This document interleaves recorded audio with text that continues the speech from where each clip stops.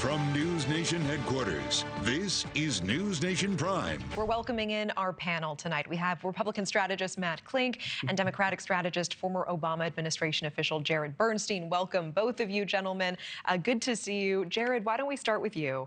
Democratic Senator Chris Van Hollen, of course, meeting this week with Kilmar Abrego Garcia in El Salvador. Why has this case become so important to Democrats? What do they feel is at stake here?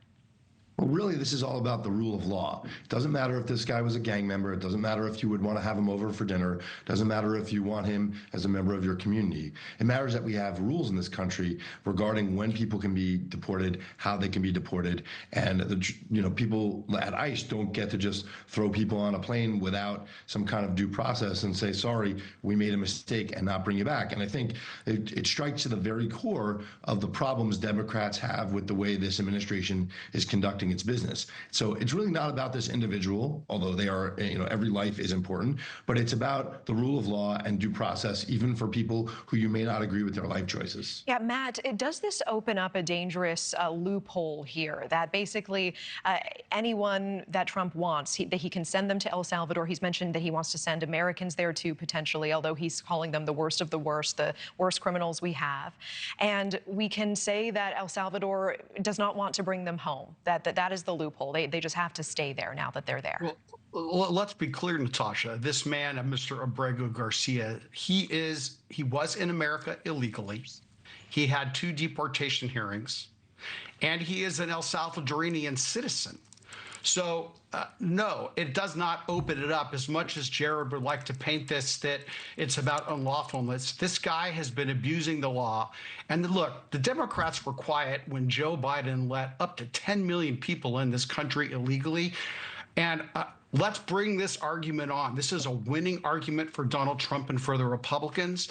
For an MS-13 gang member, this guy that Democrats want to position him as Father of the Year. The wife has a restraining order out against him, or a protective order against him.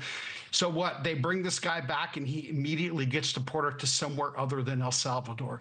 Mr. Abrego Garcia will never be in this country. He is here illegally, and he deserves to be kicked out. Okay, Jared, Senator Van Hollen alleging El Salvador's president tried to stage this meeting to look better than it was, putting drinks in rimmed glasses in front of them. Let's take a listen to that. Let me just be very clear. Neither of us touched the drinks that were in front of us. Nobody drank any margaritas or sugar water or whatever it is. But this is a lesson into the lengths that President Bukele will do to deceive people about what's going on. What do you make of this apparent attempt to control the narrative coming out of that meeting? I mean, there's nothing really surprising here about what either president will go to, the lengths that either president will go to try and control the narrative here. The bottom line is that an immigration judge on multiple occasions has said this guy is not to be deported, and pending further orders from an immigration judge.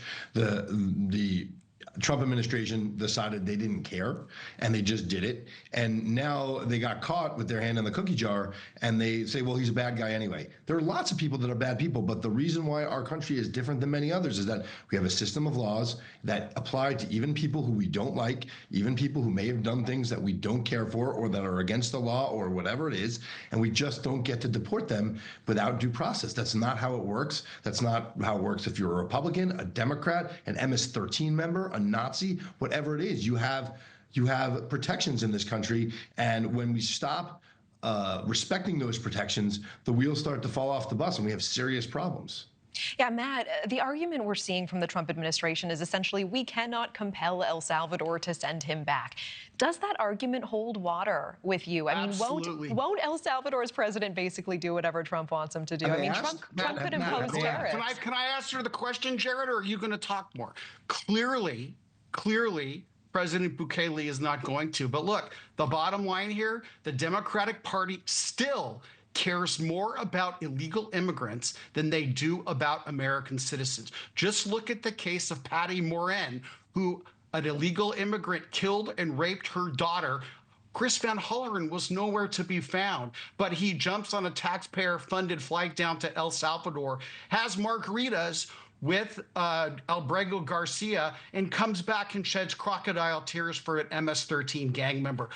Let's have this debate 6 ways from Sunday. The American public sees it for what it is. The Democrats want unfettered illegal immigration in this country, and they don't care about it. And the radical left will do whatever they can to keep the spigots flowing. And Jared, I see you raising your eyebrows. I want to give you an opportunity to respond.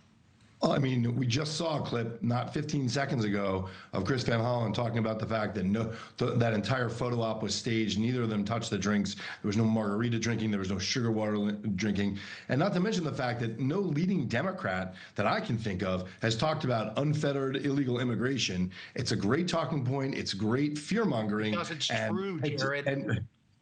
Since when has the truth ever mattered to Republicans? They've never said it. They haven't said it recently, and certainly this guy saw an injustice done when he believes the system is being abused, and I tend to agree that this guy had due process. We decided, or somebody decided, we're not going to give him due process. And no, 2 judges actually said he shouldn't be deported.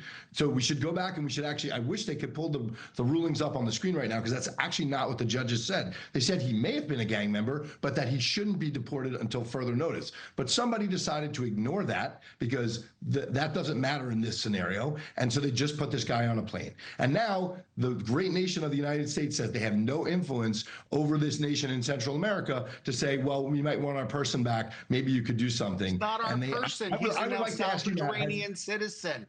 Do you He's believe an that the Salvadorian citizen? He's not the president our has person, now who's talking over who?